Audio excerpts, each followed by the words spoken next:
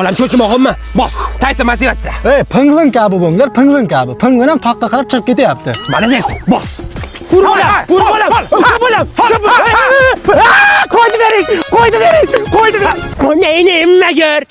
Malades to'cha, qo'ydi uyga bor. Menga qara lutfillar. Ko'rganlar aytibdi, o'g'lim sochini tortib uribdi. Unaqasi ketmaydi. Sochini yig'ishtirib chiqsin. Jang bo'lyapti bu yerda. Erkaklar jangi bo'lyapti. Sochini o'stirib chiqadi tulkalarga o'xshab. Ey, gazini bosinglar, ey.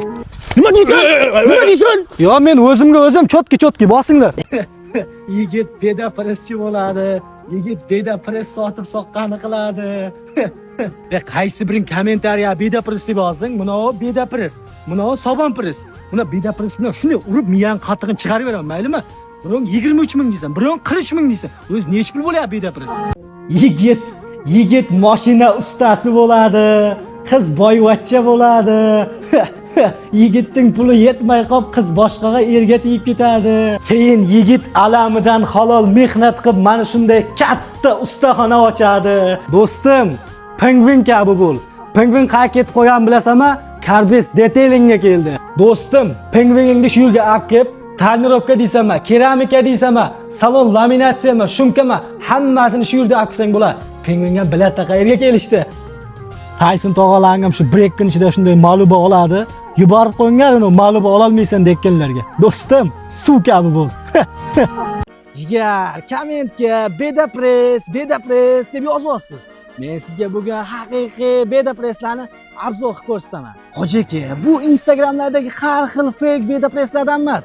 Bu haqiqiy original bedapress. Buni mollaringizga, sigirlaringizga olib borsangiz, hoji aka rahmat, duorishadi-yu. Voy eshak! Laringizga ham mashdan bedapresslarni topsangiz bo'ladi.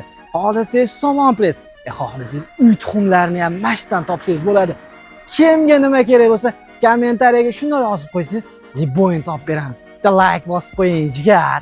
Qo'lingizdan kelsa inomarka hayda bilan birga obzor qiling. Shumi? Bo'ldi. Jigar. Audi A6ni oppog'ini bosib yuborasizmi deyman.